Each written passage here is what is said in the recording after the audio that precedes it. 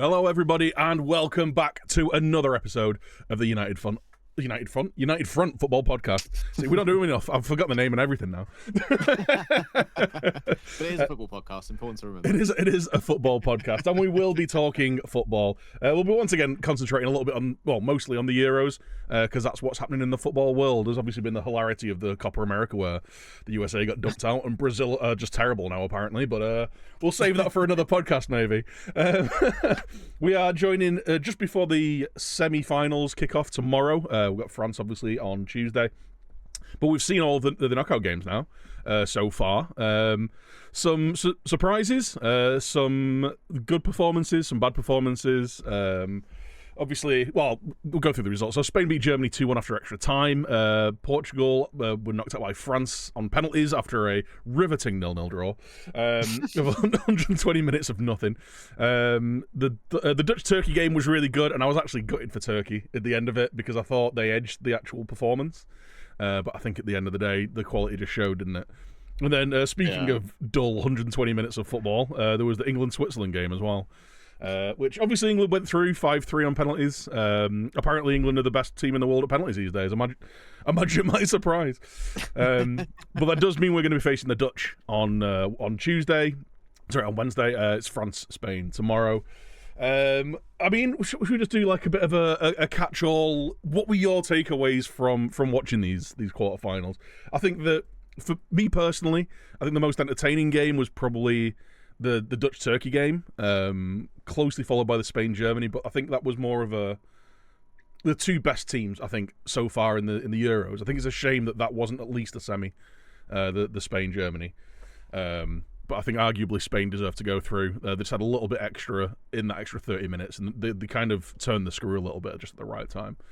And there's not much between the bore-offs that were Portugal, France, and England, Switzerland. So at least two of those teams are out.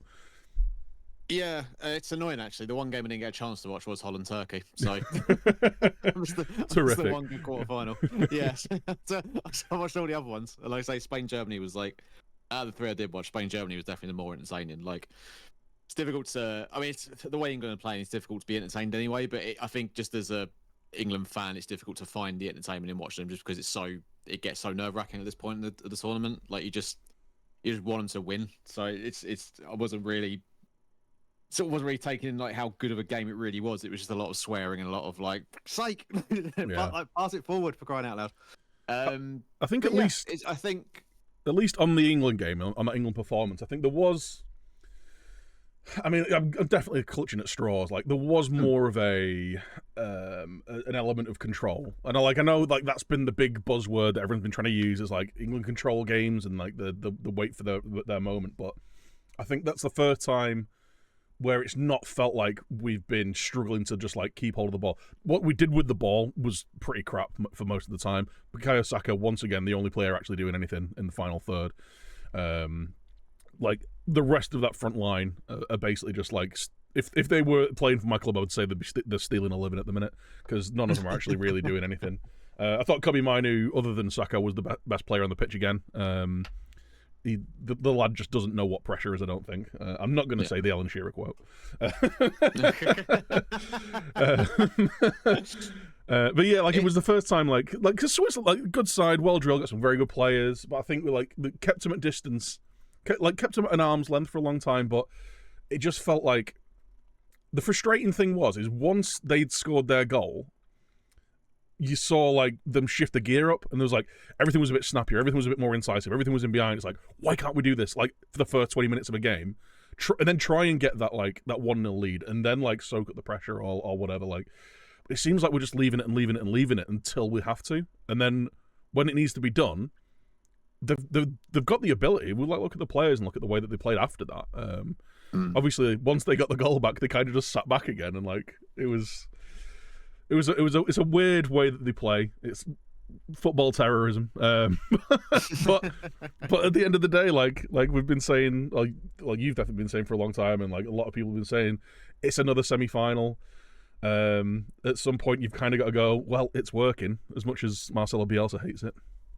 Yeah, well, definitely. Yeah, I think we should definitely touch on the Bielsa stuff later on because it's definitely sparked an interest in conversation online from what I've seen. I'm not commenting on it just because I think this is the best platform to talk about it rather than being limited to Twitter. But yeah, with England, I thought obviously, especially after Slovakia, I think any form of improvement it would be difficult to play worse than we did against Slovakia. I thought in the previous game, obviously getting rescued with a wonder moment from Jude Bellingham, and then almost annoyingly scoring so quickly into extra time. It was like could have just done that right. I could have just done the Bellingham goal earlier, done the Kane goal in normal time. I could have saved a couple of hours of my evening. But I agree. I thought it was definitely.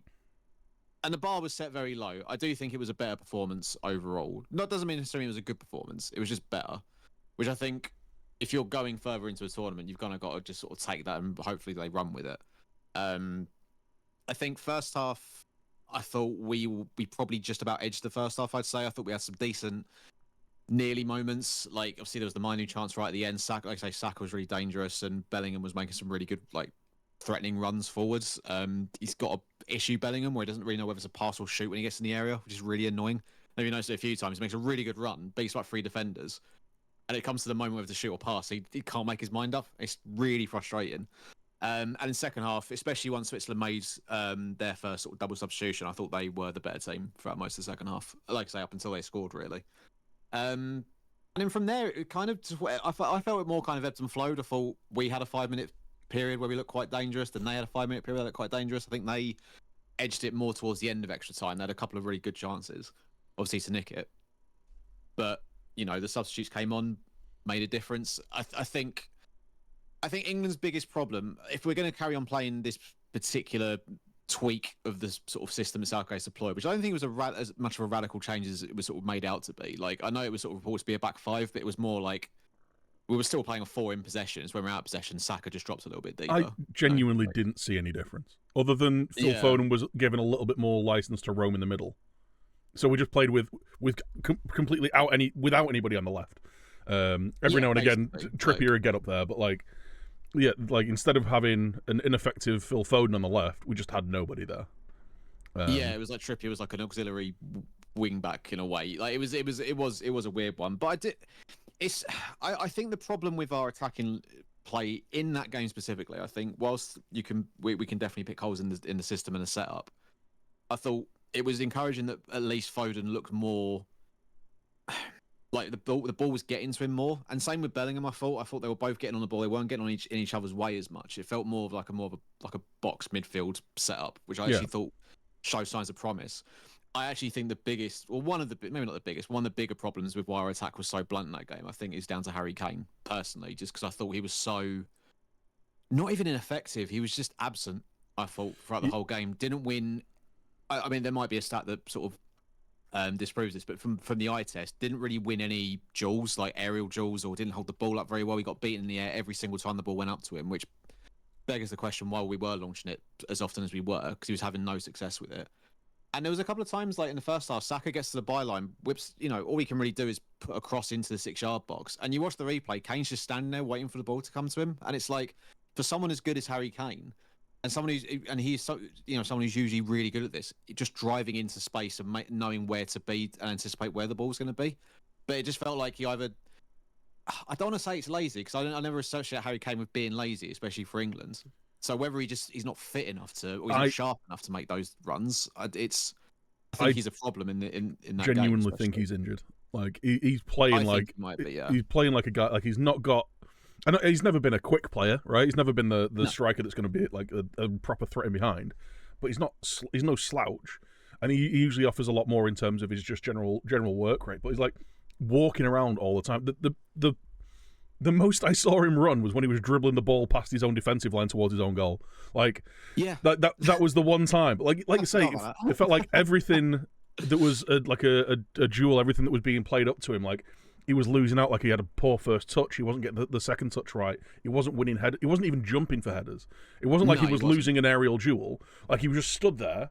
And he was doing that Harry Kane thing where he just tries and backs into someone and wins a foul. He did it a couple of times. Him, didn't he? Like, yeah. Did it a couple of times, but the vast majority of the time it just wasn't working. And like this isn't a slight on Harry Kane. He is undoubtedly one of the best strikers in the world when he's fit. But like at this point, you've got to ask, like, I mean, we all know, like, if it falls to him in the penalty box, he's probably going to finish it. He's a world class finisher, one of the best finishers I've seen. But is it worth playing for 90 minutes with basically 10 men on the pitch where they can't offer something? Where you even saw, like, when Tony came on eventually, like in the 2 minutes that he was on the pitch. I know he didn't score, he didn't set anything up, but man, he was pulling that defense over, like, because when Kane's on there, they can just like put one man on him because they know he's not going to run away from him. He's likely going to lose all the aerial duels anyway, and you can just leave your other two centre backs to play a flat back four. If most of these teams we've been playing have been playing a back five, so it's just a worry that he seems to be blindly keeping going with it. And whilst it's not confirmed that he's injured, he sure looks like he is. And if he's almost demanding, I don't know whether it's him or it's Southgate who's making the call. If whoever's making that call to play him is causing an issue for the team, and it's like I say, it's like playing with 10 men. It's not the same thing, but it's that argument of Ronaldo playing every minute for Portugal is what's holding them down. Like, I think it's a different reasoning why Kane would be doing it. I don't think it'd be an ego-driven thing, where I think it definitely is with Ronaldo. But even so, I think the exact same issue is being caused because of it. I was going to say, I don't think I'd be amazed if it was a case of like he's demanding to play. I think he seems like a humble enough bloke that if Southgate said, look, it's not working, or like we don't think you're fit, we think or in this game we think you might be more effective to us coming off the bench, I think he'd take it and accept it and play his part. I don't know whether it's just a case of this now, like this sort of you hear in the media all the time is like, well, it's Harry Kane, you can't drop him. And I think that and it's not just an England problem. It's not just a Portugal problem with Ronaldo. And again, with Ronaldo, we'll talk about later. I think that definitely is more ego-driven. But I think you see a lot of the time in tournaments with those sort of star players. I know England have got more than just Harry Kane, but he is sort of seen as the poster boy for that England team. And obviously being the captain as well, where it's like, well, we can't, like, managers and coaches don't want to take the risk of dropping them, like you say, in the hope that the ball will just drop to him in the 6-yard box. But I thought he got away with it quite a lot in terms of criticism. Not that there was really any criticism from sort of pundits or anything. If anything, it was a bit overblown in terms of the amount of praise that was going for I couldn't believe what I was hearing at halftime from the panel. It genuinely felt like they'd got a memo. It's like, all right, we can't criticize these guys anymore. Like, you've got to be, it felt like forced over positive, especially Michael Richards. He always sounds over positive as it is, but it was like he was trying way too hard to like be overexcited and like over animated about it all. Well, at one point, Gary Lineker just sort of flippantly went, well, Phil Foden's the best number 10 in world football. Like, what? Is he? Based off that? Jesus. Yeah, like, can we at least have a conversation about this before we decide these things, please? But, like, yeah, maybe it's that. Like, I think I said on Twitter, it's like, I think it just goes to show how shit England were before that game, where, like, the fact they could just make simple 5-yard passes was like, oh my God, look how good they're playing. Like, it's just, I mean, the bar was set so drastically low. Maybe that was reaction for it, but like I said, it was overall better. The only other player I had a massive issue with, actually, and I will get onto some more positives. So I do think there are positives to be drawn from the result and from the game. But the only other player I've got a real issue with in the team is Kyle Walker, because I could have predicted you were going to say that, and we've not discussed this. No, we haven't. And like, I've always backed Walker as like, yeah, I think he should be England's first choice right back. I think whenever he's played, he's always excelled there out of everyone else who's played in that position. But in this tournament, he just looks, I don't know if it's an injury thing or it's a mental thing. It just looks like he can't do the basics of football well anymore. And I know you've had the and I'm, not just you and other people have said like it's just because of his pace. Everything else about his game is quite a low level. And that might well be the case, but I think even he's been quite dangerous in the past of like when he gets to the byline of just whipping a good ball into the box and making good up and runs, and his passing's never been that bad. Whereas in this sort of in the games that have played so far in tournament, he's gone, whether it's instruction or whether he's just playing with nerves. I think that's the thing. It looks like he's playing with a bit of nerves in him, which is weird given what he's done in his career already. But like, every pass is really safe. Every pass goes backwards. And if you pay attention to the next time you play, he'll get the ball, and rather than sort of try and whip a first-time cross in or give it to someone with it, he will just go backwards to the defender every single time. He's the worst one in the team for it. Like, Rice gets a lot of like flack for being sideways and backwards, but Walker is, I think, far worse at it for it than Rice is in this current England setup. And I'm amazed he stayed on the pitch for as long as he did, to be honest. I'm sure he's seen. He got the armband when Kane went off, so maybe it's because he's seen as a leader in the team, and it's just that pace that he does have that can stop. Because Switzerland are a decent side in transition, so maybe that was just the only reason to keep him on the pitch. Of at least he can bail us out of trouble. But Mbola was like else. He was threatening like to get in the gaps and running behind and stuff. So like yeah, that recovery pace. But no, I totally agree. And it's not just been this last game. It's been in the entire Euros. Where he's, like you say, like passes have been... To be fair, a lot of the England squad have been playing like this. So passes have been bouncing off them. Everything's too safe, too cautious, too backwards, too sideways. But it's at the point where, like, his concentration's not there. And I think he's always had that thing where... I think when he plays for Man City, because they play so high up the pitch, when he gets that lapse of concentration and they're in behind him, he's got 60 yards to catch up with them. When England are playing 20 yards deeper than Man City do, they're in your penalty box once you make that mistake. Yeah. Or like they're in a really dangerous position to lay it off or do something like that. And I think, whilst he's a decent right back, and I've been in the past said, yeah, he's probably the best overall right back, in the England squad. I think he's. There's an argument to say he's not even in the top two right now. Like the big argument against Trent is he's a defensive liability. Well, Walker's a defensive liability these days, and he's nowhere near as good on the ball as him. He can't pick a pass. He can't put a cross in like he can. I think he's maybe losing a little yard of pace, which 35 is fine. Like, but I've always maintained that I think that make-up pace and the actual speed he's got makes up for a lot of downfalls in his actual footballing ability. So maybe it is just the case of this is his last tournament and he's looking like it. As well at Man City, he does that chop it back, pass backwards, pass it inside all the time as well. Difference is he's passing it to Bernardo Silva and Kevin De Bruyne, and he's laying it off to someone like that. Whereas in the England squad, he's passing it inside to another group of players who've been told no, play the safe pass, don't give it away. Yeah. So I think that's why, like, it looks like he kills a lot of attacks as well. But yeah, I think he's more of a liability. If we're gonna stick with this back five, I'd genuinely rather see Konsa take his spot. I say back five, like in theory. Like I'd rather see Konsa take his spot. 'Cause I thought Konsa had a really good game, covers the ground really well, reads the game really well. Like I was concerned because Gay's basically been our best centre back. Konsa was our best centre back in that last game. So I think if we're gonna stick with that kind of build up in a 3/4. Then yeah, I'd more than happily see him take his spot. It must suck to be Harry Maguire right now though, because it's like I think for all the memes, there was a slight worry of like we're going into the tournament with really either way we're going to have a very untested partnership with Stones and whoever is going to be next to him. And there was question marks over all of them, right? Gay, Konsa, and Dunk. But yeah, I think Gay and Konsa, like I said, every game they play, I know Konsa only played the once, but they've been flawless, really. And even though Gay's made a couple of errors, he's been able to rectify it instantly without any real consequence. And the only time he got a booking was down to Kieran Trippier giving up the hospital pass. So it's like, I can't even blame him for that.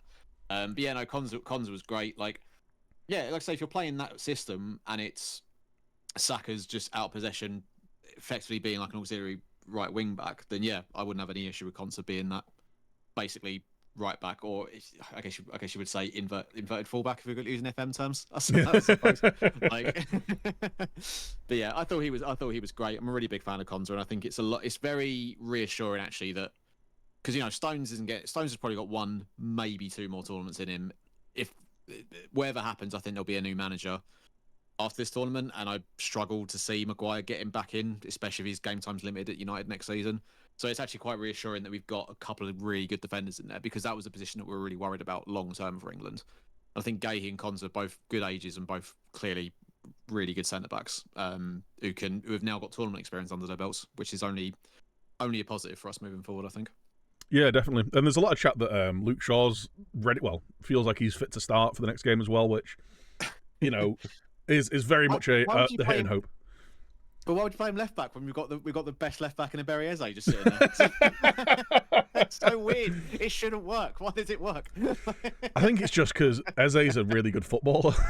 Yeah, I really like him coming on when he has been coming on, because like he's one of those players who he kind of affects the game in a similar way to Manu does in the middle of the park, where instead of him getting the ball and immediately looking to pass it off, he looks at who he's got to take it past and go, I've got you. Yeah. I'm taking you on. Like, and even if it's just beat that first man and then pass it, like, just to have someone who can break that line. And again, I think Mainey did that really well. It's a bit disappointing to see him coming off every game on like the 70th, 80th minute, but I think that might just be a case of this is a child. We've run him into the ground. Like let's bring in someone else before he has that lapse of judgment. But and I think the best thing you can say is we've not. I think luckily because you got Bellingham who can, when he does go off, and you're looking to tighten up a little bit, he can drop a little bit deeper, and I think it's a big compliment. Like it's a compliment to the squad that Manu can, as good as Manu has been, he can come off and we don't look worse for it. Do you know what I mean? Like it's you still got Rice there, you still got Bellingham there. So we don't really look much worse for wear on it.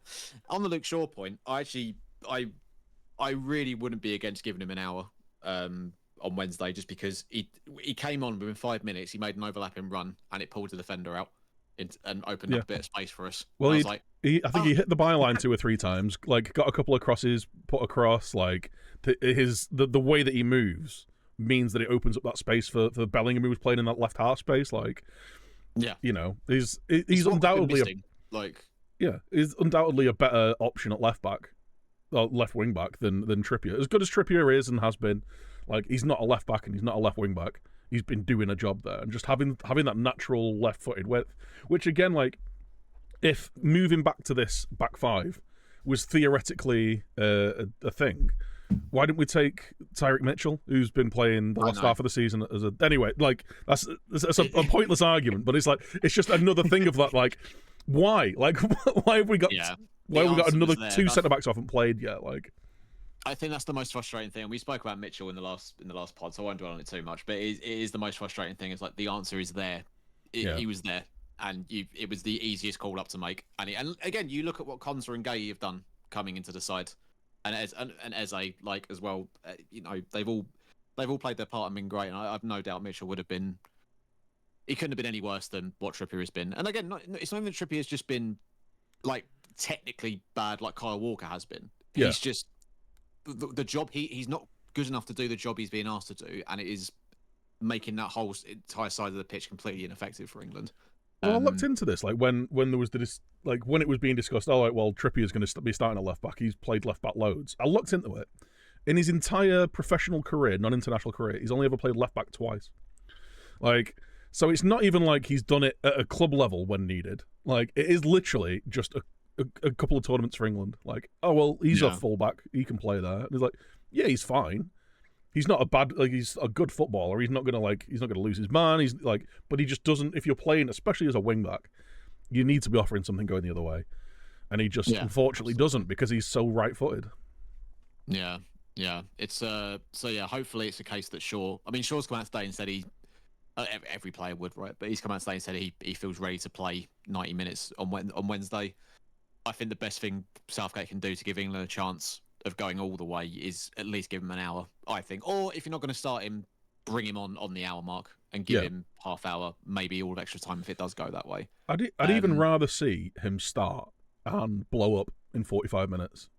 Yeah. It's like, all right, well, but we've at least had like the first out when everyone else is the freshest and like we can offer the most going forward. Maybe that's when maybe at that point you'd have to go, okay, it's not worked, or like you're pulling up, like he's pulled his hamstring or whatever, and then, like you say, we've got the best sub left wing back in the world in every Eze, so just bring him on, let him run at people. Before we go into like the Holland game chat, I do just want to, like I say, just to inject a little bit of positivity into the tournament. I think I was obviously as not great as the performance was, still. Even though it was slightly better, it still wasn't a great performance overall. Watching England win another game on penalties is still great because it's something I'm not used to. So the fact it's happened in 2 tournaments now is fantastic. Obviously, didn't happen the one time where we needed it to, but it's that's happened. But like, I think for 2 people I want to mention, I've been on the Jordan Pickford propaganda train for about 4 years now, and I feel like I've been justified a little bit because I think he's just in an England shirt, especially, and even for an Everton shirt. I think people look at Everton in the relegation side every season and assume Pickford's part of the problem, when that's really not the case if you speak to most Everton fans. I think he's come to me making a claim for being one of England's best goalkeepers, if not definitely most consistent goalkeeper.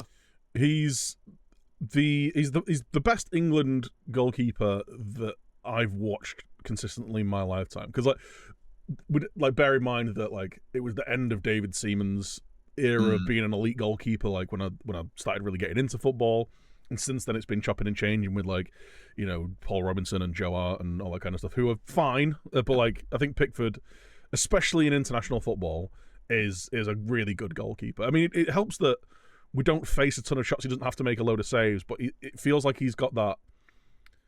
He's got that I'm him mentality, especially when it comes down to pressure situations and like penalty shootouts and stuff.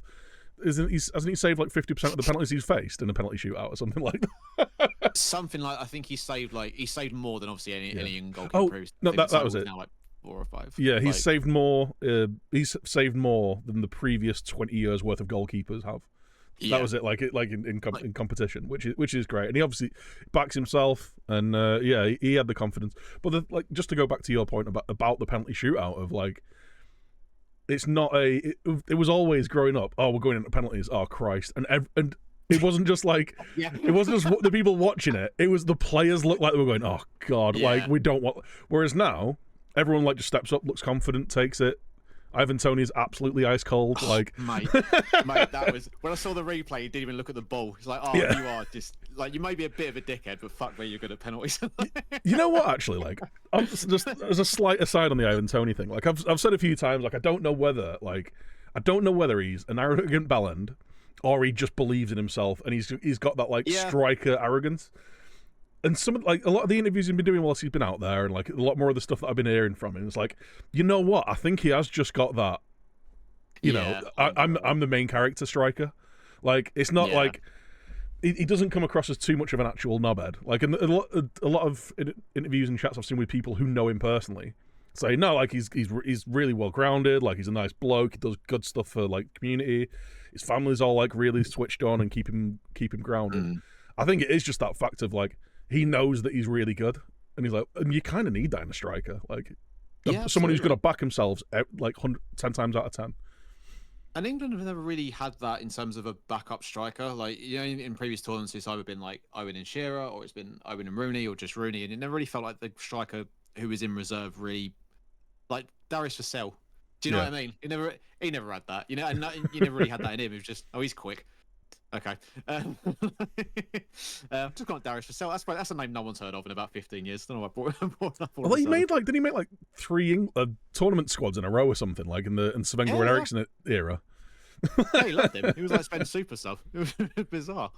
How far we've come. But yeah, no, I think that penalty was wicked, and I've got to give props to Bukayo Saka for the reasons that everyone has spoken about since the shootout and stuff, but to come back. Not only after missing the deciding penalty in England's first major final since '66, right? But then to also suffer the abhorrent racial abuse that he suffered after the game as well, as did obviously Marcus Rashford and Jadon Sancho. To step up again, 4 years later, 3 years later even, in albeit not as an important of a game, but still a high pressure moment, and just calmly tuck it into the bottom corner. Like he's been doing it all his life, was just and be the reason that we even got to penalties anyway. Like again, building very little and just Saka turning it on and being the star boy. Like he's a legit kind of he's an elite player. And it tells like every game he's basically our most dangerous player, even after he's played 60 games this year and kind of done a lot of carrying the workload for Arsenal. Like a lot of these other players who are looking knackered and playing like they've got the weight of the world on his shoulders. This kid's doing it, like and I'm sure like it's everyone's in it together. But yeah, like the guy doesn't. I just don't think he knows fair, and he just looks chill as anything, like all times. I think that's it, right? You think he's been through. He's probably been through the worst moment of his career already at such a young age. So like once he's gotten through that. What is there to be afraid of? Like I'm not talking about the racist abuse, obviously, but that's just always going to be there, unfortunately. If he ever does anything goes wrong for him in a game, but like in terms of like a footballing moment of like say missing that penalty and coming back from like say it can't really get much worse than that for him, and he experienced it at such a young age. Maybe that's just given him the sort of mental strength to push on as he has. And I thought he spoke brilliantly after the game as well, talking about it and saying like you got bad things happen, but you've got a choice to step up again, and that's what he's done. And yeah, he's a real credit to this team. And I think Gary Neville said he's our most important player and I'd probably agree with him. Oh, Other than Rice, I'd say. I think him and Rice are probably the two most important in this current England team. I'd say. Especially in terms of just how effective he is, and like I say, he's been our most effective forward player through the entire tournament. No one else has really turned up and done anything. Like slightly better performances. Like I thought Jude the first half against Serbia looked like he turned up to go. And I don't know whether he's injured as well. Like I know he's like being held together with gaffer tape at the minute, but like. You know, I kind of feel a bit bad for him because he's going to be done by 26 at this, right? Yeah, it's a problem. That's a real problem. It's a problem. Yeah. Looking ahead. Sorry, go on. Finish. I was going to say, we'll kind of like we'll put a line under the England chat there. It's very similar to what we've talked about in the past. It's very frustrating, but here we are we're one win away from another final, which will be tough. But I think it's doable. Speaking of, we're facing the Netherlands after their 2-1 win against Turkey. I'd almost rather face the Dutch than the Turk. Like, I think the Dutch have definitely got a better side, like in terms player for player. Sorry, every time you say the Dutch, I hear Michael Caine in my head. Two kinds of people I hate. Every time. Sorry. But they're another team that's kind of flattered to deceive a little bit. I think Cody Gakpo, in a similar way that Saka has been for England, he's been there shining light. He's the one who looks like he's creating and actually kind of got a bit of an end product to him. The rest of their front line have got a lot of effort, but haven't really pulled anything out as of yet. I think Tijani Reinders in midfield has been one of my standout players of the tournament. I think he's been brilliant in the way that he brings the ball forward. Obviously, they're missing De Jong. He's kind of like stepped into that, like, give me the ball, I'll make things happen in midfield role. So I think he's been really good in a similar way that kind of Mino affects a game. Like he can beat a press and beat a man and find the ball, into dangerous areas. I think there's a lot of parallels between the two, to be honest. I think they've performed well defensively. I don't think they've torn up any trees in offence. But yeah, like with that Turkey side, especially with the support they had behind them and how hard they just play all the time, I definitely could have seen us having more of an issue with them than this Netherlands side. Not to say that this Netherlands side are going to be an easy win, because they're a very good side full of very, very talented players, and they have created more than England. They've looked more dangerous in offence and just as solid in defence. So it's going to be an interesting tie. I don't know if I'd agree with them looking as solid in defence. I think it's the only thing. Granted, I didn't watch the full game. I've only been able to catch the highlights of it. But Turkey did manage to open up quite a few times. And that might well be a product of how Turkey play. But in other games that I've seen the Dutch play, I've not been as convinced by them defensively. I think going forward, I agree. They create more chances than we do, but they're not as clinical in front of goal. Like Depay is. I don't think he's a central striker, to be honest. And I think they always look more dangerous when Weghorst comes on the pitch. He's a Pro Clubs player. That's what he is. Yeah. Essentially, yeah. But yeah, like I think defensively they leave a fair bit of space in behind, and if England do want to try and find those spaces, and someone wants to make a run every now and then, they definitely can be got at. But I think you're right in terms of there being parallels between it. So, and I think it's going to be another game like it was against Switzerland. I think, I think you can probably even make parallels between them and the Swiss in terms of what level of opponent England can expect to face. I think I imagine it being another very cagey game that may well go all the way again. But it's definitely a very tough one to call. I just think. It comes down to who do you back to finish their chances if those chances present themselves. And I think it may well be recency bias of celebrating the penalty win, but I do just think the players England have got, I'd back them more to take their chances more than I would the Dutch, if that makes sense. Yeah. No, 100%. Like you say, in terms of the goals to shots ratio, I think we've got one of the better returns on the tournament because we don't shoot. Every shot's about a goal. Yeah. But just doing a little bit more of a deep dive into like the stats and the performances and the way that people have been playing. Like the Dutch are up there with like per 90, like they create some of the most chances. It is like you say though, the fall into Depay, who can't hit a barn door. The only player who really seems to be doing anything in that final third in terms of finishing chances is Cody Gakpo on that left-hand side, who looks like he did at the last Euros, where he's basically just carrying the team in the final third. But we've got Saka doing the same thing for us, and I think it's just there is a lot of kind of, like I said, there's a lot of parallels. Like, young midfielder kind of running things and having a breakout Euros. You got like a wide forward who's who's carrying the kind of burden of creating chances. They got experienced centre backs. I think one of the big things you say though is like there can be gaps in that Dutch backline if people are going to run in behind, and I think we've seen after 5 games that ain't going to happen. So we'll see how much you want to play into it. Yeah, that's the thing, and you just got to hope that. And I feel like I've said this after every England game so far, but like it does feel like a good performance has to come eventually. It has to.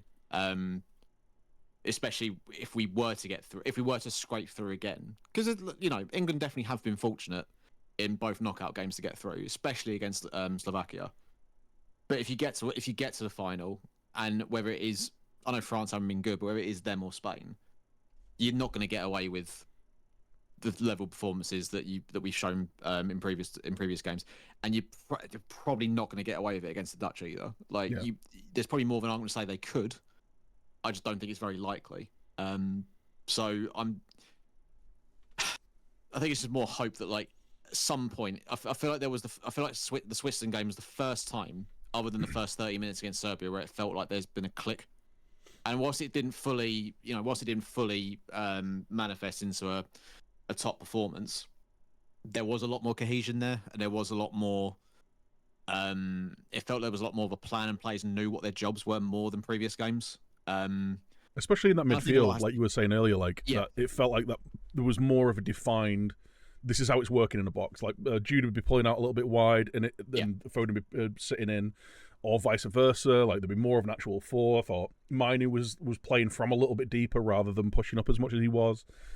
And everyone had a little bit of breathing room, whereas previously it felt like Mainu's carried the ball up and run into the back of Bellingham and Foden, who were all trying to play in the same bit of space.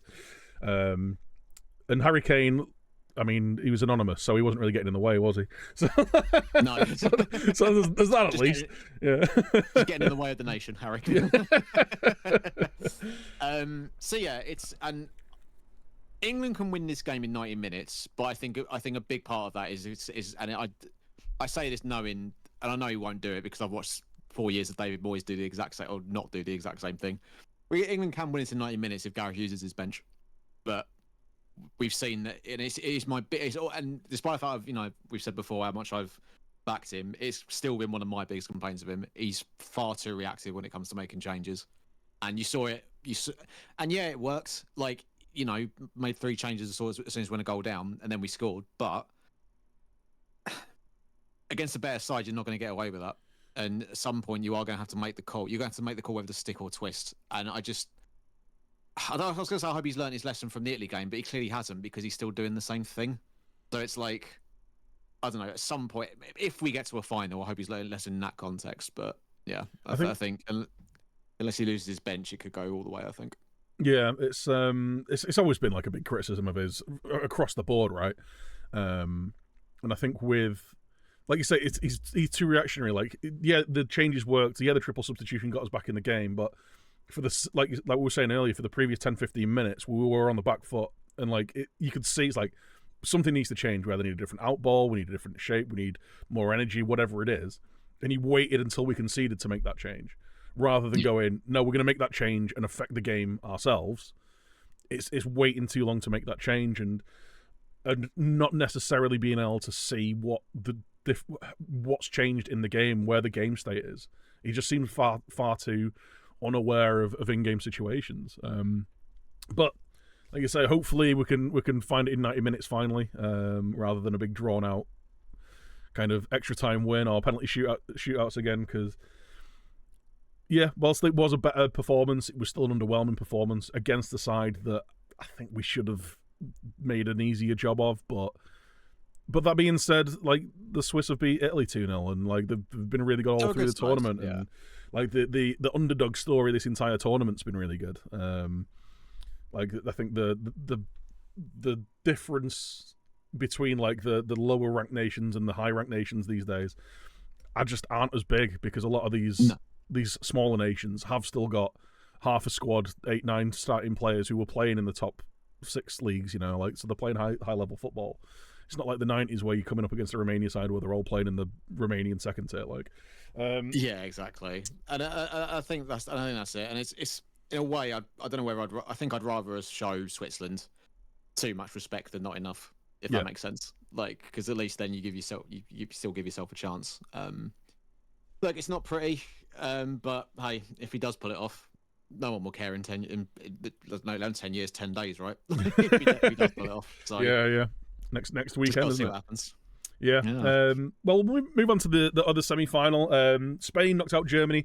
Heartbreak for them in the home tournament. Toni Kroos retired now, but I think a deserved win for Spain and for the team that has consistently just been the best team so far. Yeah. France knocked out Portugal. The Portugal side that, I mean, we kind of mentioned it before, just, again, almost playing with 10 men, or playing with 10 men and one guy who wants everything to be about him. It's I don't know how many of the Portugal games you watched throughout the tournament, but every game was it's the Ronaldo show. I'm going to win this for us, and without realizing that he's a 39-year-old guy who's playing in a second tier league. He's just got far too much main character energy. I was gonna say, if he wasn't such a prick, it'd be sad to watch at the end of his career, but he's a prick. So it's quite funny. Yeah.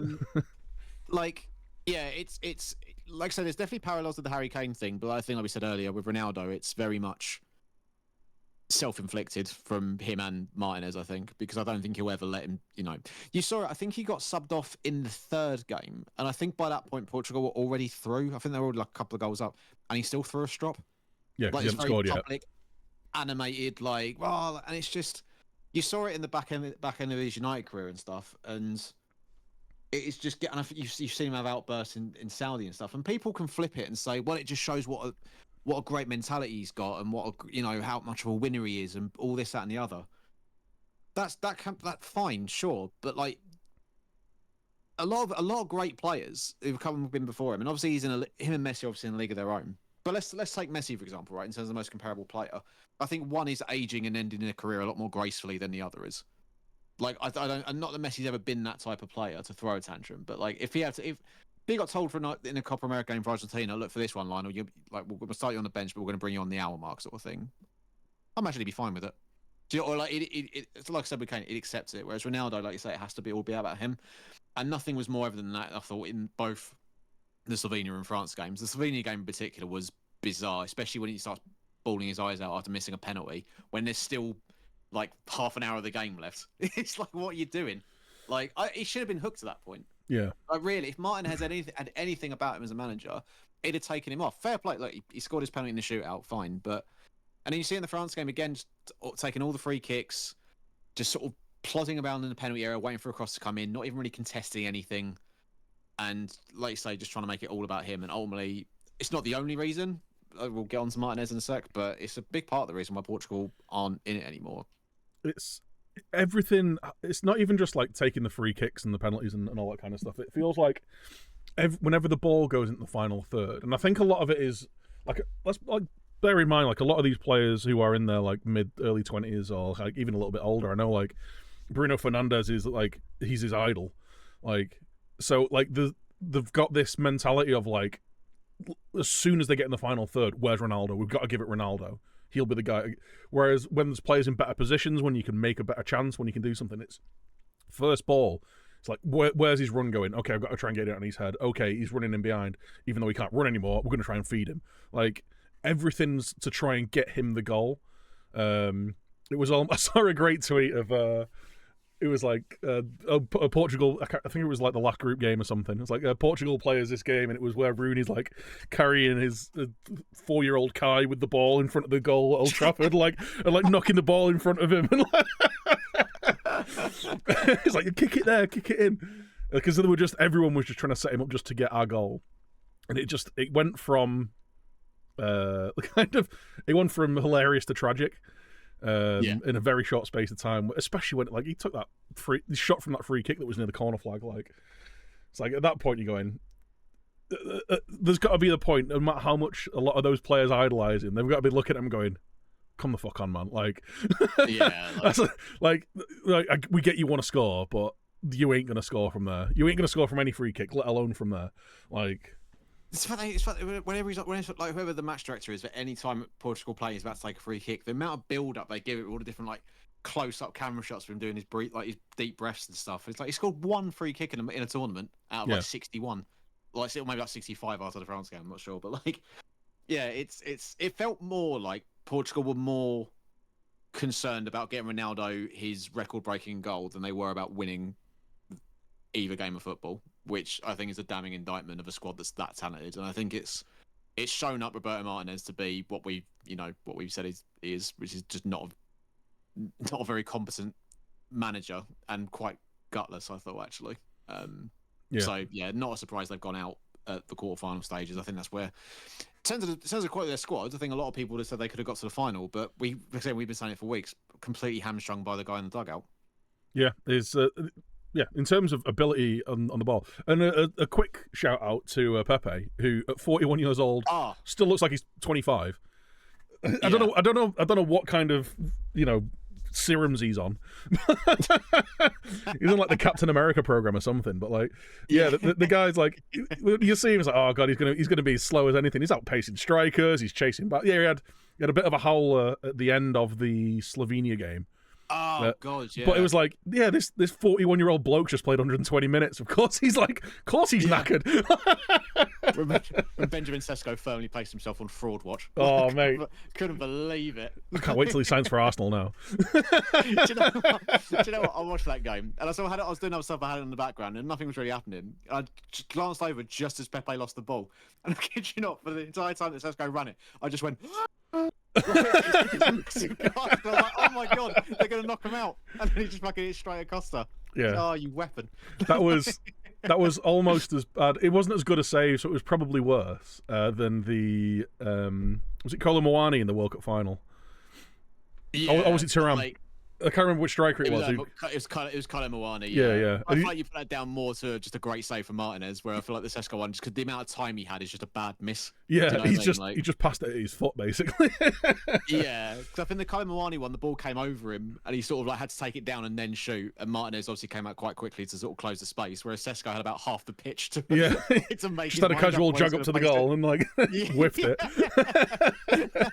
I think someone on my Discord said like that's an FM21 finish right there. Yeah. Oh mate, Alt F4 immediately. But yeah, the other semi-final, obviously Spain v France. I think, as I've said numerous times, Spain comfortably the best team in the tournament so far. France, like you said earlier, have kind of like had a similar tournament to England in that they've not scored a goal from open play this entire. Yes, mad. It's either been, I think they've scored 2 own goals and a penalty so far, and obviously one on a penalty shootout twice. One on a penalty shootout once. But I think the difference is they are creating chances. They're just not finishing them. Whereas I think England aren't creating chances. They do look dangerous. Like, obviously, Mbappe's not got his goal yet. I wonder whether it's obviously a different kind of injury with Mbappe, but he looks completely like... He doesn't look anywhere near as involved in the game. Obviously, since he had his nose plastered over his face, which is understandable. But he's not been anywhere near as effective, and I feel like they're lacking something in the chain. I think I've seen 4 different formations in 4 different games from him. Like the lineup's constantly changing, so I wonder whether Deschamps just looking for that, that final piece of the puzzle to fall in line.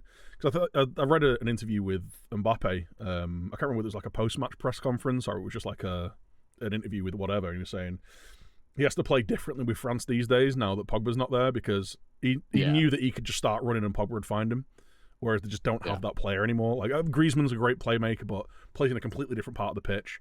He's not seeing the runs from deep and things like that. But they have got the ability there to absolutely just turn it on and be the best tournament team in world football, as we've seen consistently for quite a few years now. Obviously, they had a bit of a stinker a few tournaments back, but the last Euros.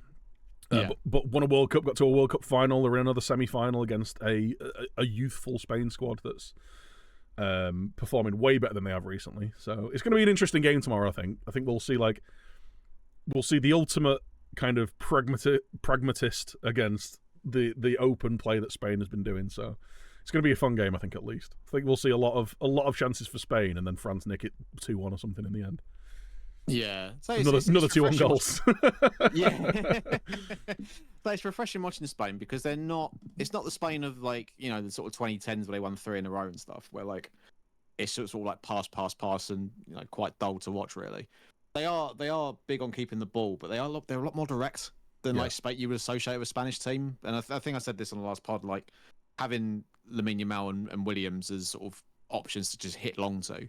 And when you've got players in that midfield like Rodri, or I know Pedri's tournament's probably done, but like Fabio Ruiz has been great. Dani Olmo's looked really dangerous when he's come on, but they've got players who can find those options. I do think the one thing that sort of hamstrings them a little bit is the central striker position. I think I said this before. Like it's the one thing I was wasn't sure about Spain going into the tournament because I didn't think they had enough goals in them. And I think Morata. I think I tweeted out actually during the Germany game. Like he offers a lot in build up, and I think he's quite effective in build up. It's almost like an Olivier Giroud type of role that he has. I was going to say he's more of a facilitator than a finisher, isn't he? Yeah, or what Harry Kane probably thinks he's trying to do in this current England team. But like, yeah, it's just in front of goal. They look like if it's not coming from Williams or Yamal, they do look quite blunt going forward. But they've got the flip side of that is they've got really good options to bring off the bench and other goal scorers. Really all over the pitch, really, whether it be Rodri or Dani Olmo or even Mikel Moreno came on and scored the winner the other day. So yeah, it's hard to look past anyone at the moment other than Spain. But France, like you say, they have been comfortably one of the best tournament teams over the last 3 or 4 tournaments, or at least 3 out of the last 4, and they've got the know-how. Whereas you could argue this current Spain team, doesn't just yet, and maybe it will be a case of experience shines through. But it's that's why it's so hard to call, especially with tournament football, right? I think I said to someone earlier when talking about England, it's like, well, form doesn't really at this stage doesn't really matter that much because you can just get lucky, or you can just turn up for one game and that be enough, or like half a game each and that be enough. And France have got that down to a T, really. It's knockout football. Like it's the same in domestic football, when you get to the knockout stages of Champions League, FA Cup, League Cup, whatever it is, anyone can beat anyone on the day. And as much as I hate to be on the side of Southgate a bit, maybe not as much of like, you're never going to win a knockout tournament if you're giving up a load of chances to the other team. You've kind of got to be solid and hope that you're better. I mean, it's why Jose Mourinho has always been a phenomenal cup manager, right? Like he stops the other teams playing and believes in a few players that he's got on the pitch to make the difference. It's arguably why Guardiola's never been as successful in knockout tournaments as he is in the league. Yeah, because over a bigger scale of games, a bigger pool of matches, they're better than everyone by a country mile. But you can play against them and beat them in our game, and maybe that's why they're like that. And on the flip side, Real, like through all their time of winning tons and tons of Champions Leagues and Copa del Rey, they've never been as consistently unstoppable in the league. Like because it's a different way of playing, isn't it? Like just having that. It is that thing. It's like I say, being solid and waiting for your best players to produce moments, rather than it being like a goal that comes out of like a piece of tactical setup, really. And I think that's like a lot of maybe this will be a good segue into the Bielsa chat and the sort of stuff he's come out with. But like, it is that thing, especially in knockout football, where it's like that seems to be. You look at all the teams, bar Spain, really, that are still left in the competition. Maybe Holland as well, where that has been the case. Just stay in the game and wait for something to happen. And whether people like it or not, that is just sometimes how it goes. And like, it's interesting. Like, if you, I was listening to the Ramble the other day. And they got Andy Brazil on there, who's like a European football expert. And he's one thing he's constantly said is like, if you compare the sort of criticism that his current England team and manager are getting with the criticism that the France and manager and team are getting, it's pretty similar. Like if you speak to like French people and stuff, they're not happy with how the team are playing. They find it quite boring, quite rigid. Substitutions aren't quick enough. Like it's all a lot of the same complaints. But yet Deschamps is probably seen as a better manager just because he's won. I don't know that I'm not sort of flippantly saying, oh, just because you've won a final. Like obviously that means something. But like it'll be interesting to see if in like 10 years' time where England are, and if it's not as successful as it has been under Southgate, relative success, obviously, whether or not people will sort of look at Southgate in a more positive light without the sort of recent memory of how England actually played in tournaments and just look at the sort of hard three semi-finals in 4 years and maybe this year, maybe winning it. Like, yeah. Yeah, it's an interesting discussion. And like you say, it kind of does bleed into the chat that Bielsa was having in his press conference. If anyone's not seen it, he's basically saying that the way that football's moving into a less of an entertainment business and more of a pure results business only benefits the people who make money at the top. And it's kind of the I don't know, the soul of football's kind of getting away a little bit, if that's a bit too kind of, a bit too idealistic to kind of put. But like, I mean, it's Bielsa in it. That's the way he talks, and it's something that I've said for a little while. Like the way that everybody wants to play pet ball, even though pet ball is the dullest football I've seen. Like it's a different kind of starving a game through control with Pep, just because of the quality of players and when they do play some unbelievable football, they've got unbelievable players on the pitch making things look incredible. But the starving of entertainment to the detriment of the match going public and people who are watching the game, just in order to hope that a bit of magic happens at some point, it's not an entertaining spectacle, which is why I think Spain have been the best team there, not only because they've played the best football, but they also take a few chances. They'll score goals, and it's not just a stranglehold of the game and stopping the gameplay. And we've seen it with a few teams. Like, I mean, the England Switzerland game was a little bit like that. Both teams were trying to just starve each other of any chances, and it was a hell of a nothing game until like a couple of like individual bits of magic happen here and there. And it's just, a lot of the games have been like that. I think that's why it felt so refreshing, the start of the tournament, where you had teams that would, historically the smaller teams would usually sit back and try and stay in the game. Whereas I think a lot of them are going, we've not even got a chance, let's have a go. And then when you saw a few teams go, like, take their chance, you saw Turkey win, you saw Slovenia win, it's like, oh, having a go works. And I think that's why there was a lot more entertainment in those early rounds. But we get into the final course, the last few rounds of the tournament, and I think these teams that do play that way, that do have unbelievable talent, that can lock a game down, and know they've got a Saka, a Bellingham, an Mbappe, a Griezmann, like those kind of players on the pitch. It's like, well, they've made a career off doing the unbelievable, so there's a chance they're going to do it. We've got more players in that final third who on a regular basis do the thing that they need to get over the line. Let's just make sure we kill the game and don't let the other team have any chances. I think with Bielsa's quotes, like I'm sort of like in the middle with it, where it's like I see what he's saying, and to a point I do agree with it, but I think also it's like, because obviously the reaction off the back of that, obviously I saw a lot of people agree with it and say, modern football's crap now compared to what it used to back in the old days and stuff. And I do think a large part of that can come down to sort of a bit of memberberry thing, where it's like, remember how good it was in the past, sort of thing. But there's a few points to it. I guess we it's easy for us, and we can obviously sit there and say we find the way City play dull, and for us it is. But it's relative to who's watching it, I guess, right? Because I guess if you ask a City fan if they find watching City play over the last 7 years boring, I'm guessing the majority of them will say no, because they're winning all the time. Yeah. And it's a tough one, because fans, and to use West Ham as an example, right?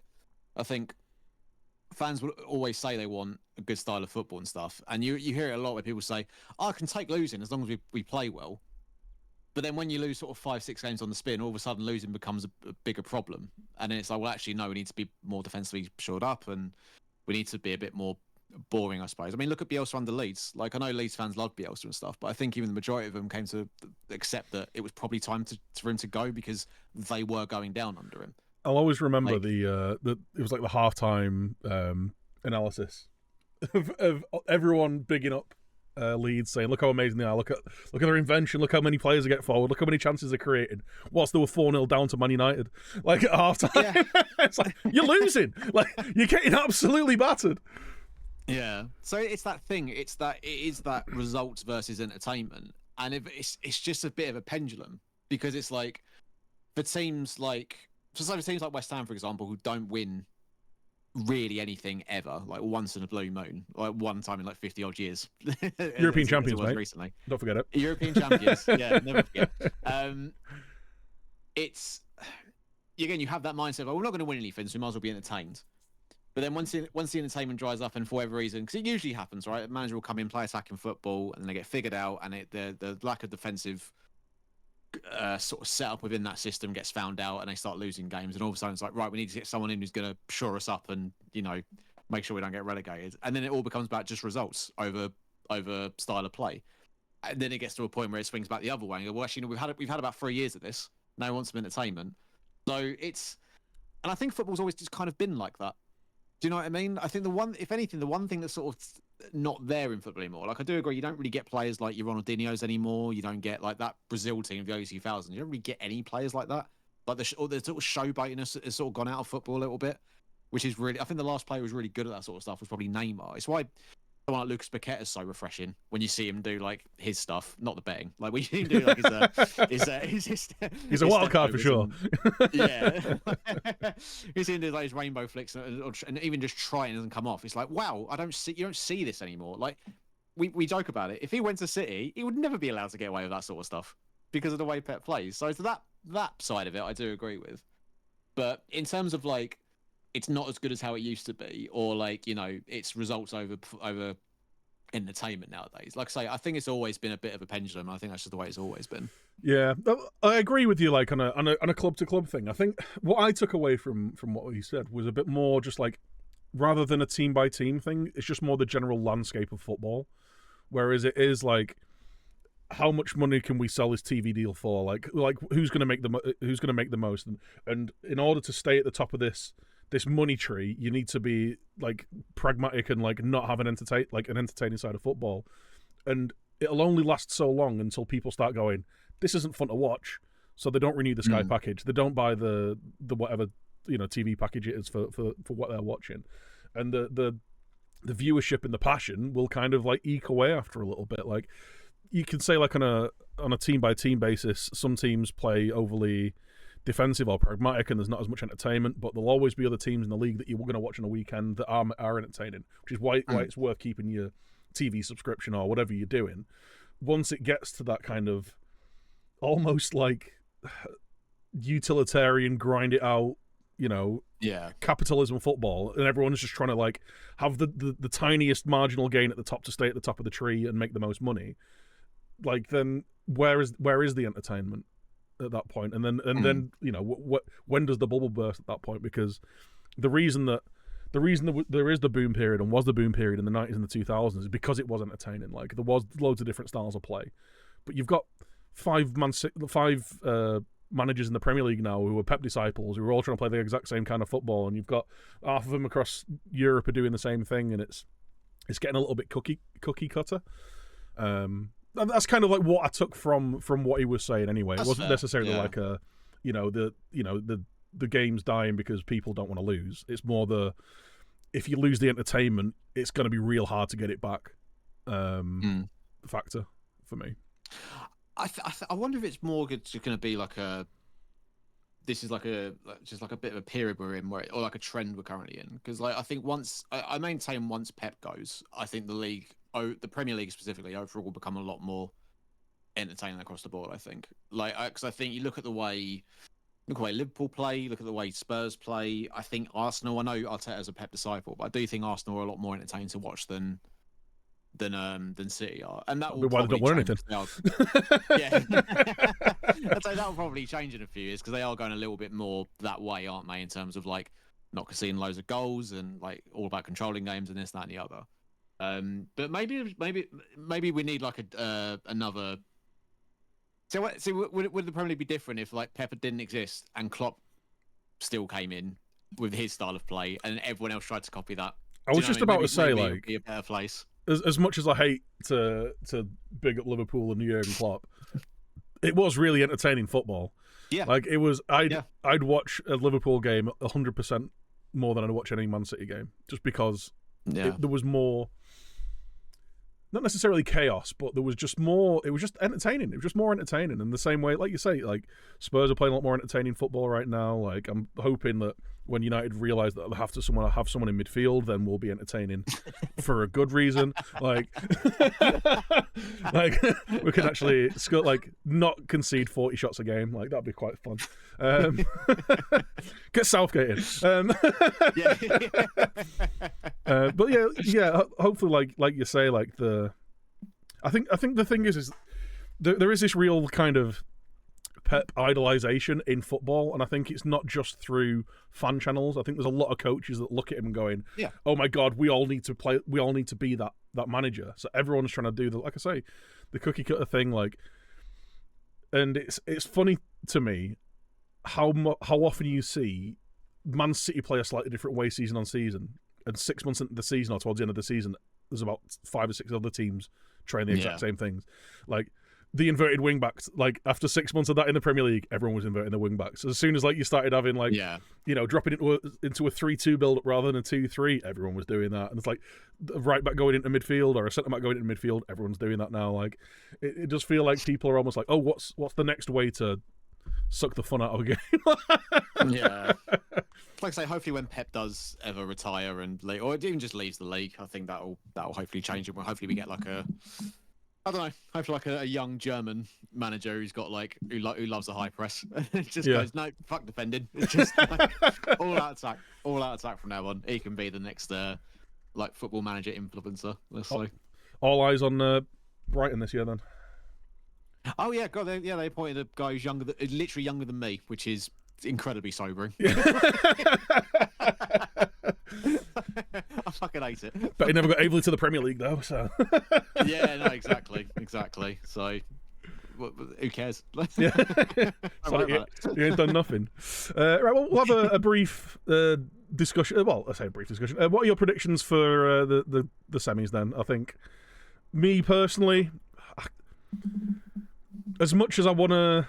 This is going to sound really bad. As much as I don't want England to get through, no, like of course I want England to get through to the final. I want them to like play to their ability, and I just think if they don't, then they could actually just really get caught out by the Dutch. I think for the entertainment factor of the final of the Euros, I think the most entertaining game would be the Dutch v Spain. Yeah. And I think if England-France is the final, strap in. Yeah. Strap yourself in, lads, because that is going to be one absolute stinkfest. If it is England-France, I am going to be in France on Sunday. Like, I can't wait for your Instagram reels. If it's England-France, and it is going to be the Borefest thing is going to be, there's going to be 2 hours of football and there's going to be a lot of beer. Yeah. If I'm not back on the pod in a few months, I've chinned a Frenchman. Yeah. Yeah. I'm joking. I just want to make that absolutely clear. I'm joking. He's in a prison in jail. Yeah. He's done Harry Maguire. He's in the Bastille.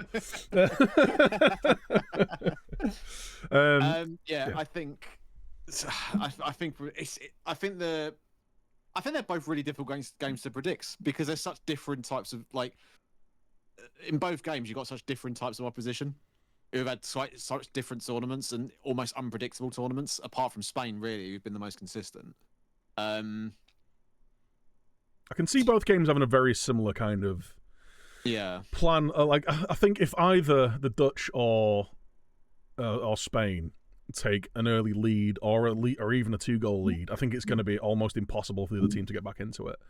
Yeah. If they're both at 70-odd minutes and it's 0-0, and the Dutch and the Spanish are looking a little bit more tentative and a little bit more frustrated and like pushing more players forward, then I think both the Borefests go through, to be honest. Yeah. I think I'm going to go with. I'm going to go with a France-England final. I think the reason I'm going to go with France over Spain. I think Spain have about 4 players missing for the semi-final because I think that's a really good point. Carvajal suspended, Pedri's injured. Morata got booked celebrating the goals. I think he's now suspended, which might be a good thing for them to be honest. But again, like we discussed, they might lose something in build-up. I don't know who their other striker is. I might be maybe Ferran Torres. I'm guessing. Don't know if Gerard Moreno's in the squad or not. But yeah, like, so I think with that combined with France having a fully fit side, like it's one of them where the midfield battle is probably going to be quite key. But I think experience is going to top form in this one, and I think France will find a way to get through, whether it be penalties or they get an early goal and just sort of sit on it and protect it. This feels like the game where Mbappe goes, "Don't worry, I got this," and he has one of those hat trick in a World Cup final games, like. Yeah, it just feels like that's what's going. I do think that people miss him for, like I said, Carvajal. He's a shithouse, but he's a fucking very experienced, very good quality right back who's got a lot of. There's a reason he's been the Real Madrid right back for over a decade. Yeah, exactly. I think losing that is a huge miss for them, and I think Pedri not being there as well is a really, really big miss. So yeah, I think France are just gonna edge it. I think with England Holland, I can see it going all the way to penalties, which I don't think is a good thing for England in terms of if they do get to the final, and that is how it goes. But I can see it going, maybe not to penalties, but I can definitely see it going to extra time. I don't know, man. There's maybe, like I said, I'm just getting caught up in the hype of winning the penalty shootout and the glory that comes with that, because it is a great feeling when you win that way, as horrible as it is to watch it. What we'll say for England is, I do actually think I think we questioned it ourselves after the group stages. That squad have had their mentality questioned a fair amount over the course of the tournament. I think in the last two games, especially against Switzerland, I think to come back late again and find moments to keep themselves in it and keep themselves alive, there is definitely. I think those questions have been answered. I think in terms of that sort of grit, determination, desire to sort of stay in the game, and I think that counts for a lot, especially in these types of situations. And again, maybe it's David Moyes' West Ham that are still fresh in my memory of of like European knockout games and stuff. But I do think it will go a long way, and I do think that could well be the difference. I think England will just about edge through. Yeah, like I said before, I think that the longer the game stays tied or close, the more I think England will get through. I think if there's an early a 2-goal early lead for the Dutch, I think England will struggle just because they've not shown the need or the ability to create a high volume of chances to get back into a game like that. I think it's different when it's one goal and you just need a chance to go your way. To need to score 2 or 3 goals, I think would be too much for them. But they've shown so far that they can stink out a game and not let people have any chances. So I wouldn't put it past them. I think we've faced. I don't know if on a player-by-player basis better front lines, but I think in terms of effectiveness, I think we've faced better front lines and kept them quieter, and especially front lines that have played better in the tournament so far, and done it and managed to get through so far. So yeah, it's I think it'll be the same kind of thing, and I can see the exact same kind of thing happening in the France-Spain game. I think that the longer the game goes, the longer it stays close, the more likely is it France will go through. In a war of attrition, I think England and France are the ones that are going to be there, and we'll all just have to strap in for 120 minutes and penalties come the weekend. So yeah, look, like I said, if we do it, I do not care if we stick the place out and get lucky and scrape through. I do not care. I'll care if we go out, obviously, but if we win it, who gives a shit? Do you know what I mean? Like, don't care how you play, as long as we get the job done. Yeah. But it's nice to have a little bit of belief, because there was none like a few weeks ago. So the fact I've got like a smidgen of belief is nice. Yeah, so. I think it is just look, we keep winning even though we've been crap. We can't be this bad all the time. It's like we're running out of games to get good, lads. Yeah. At some point you are going to have to turn it on. Yeah. At some point. I will say, if we get through and it's Spain in the final, no chance. I'll say that. Like I don't think there's a chance we beat Spain, but we'll see. We'll see what happens. There's a chance more against the other two. Yeah. Right. Well, on that bombshell, it's basically we've predicted absolutely nothing and sat on the fence. So we'll just call us creosote. It's coming home. It's coming home. It's coming home.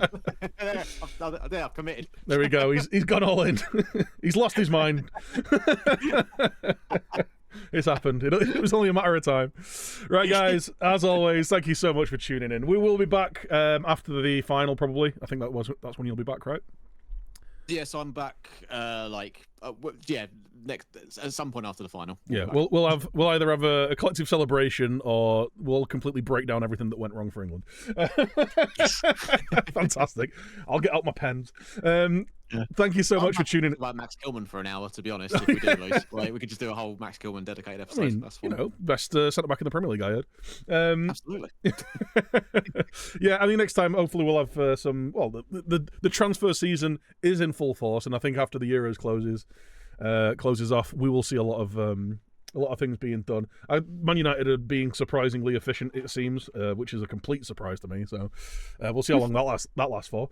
There's still time. There's still time for us to absolutely just pay 80 million quid for Jared Branthwaite in a completely Man United move.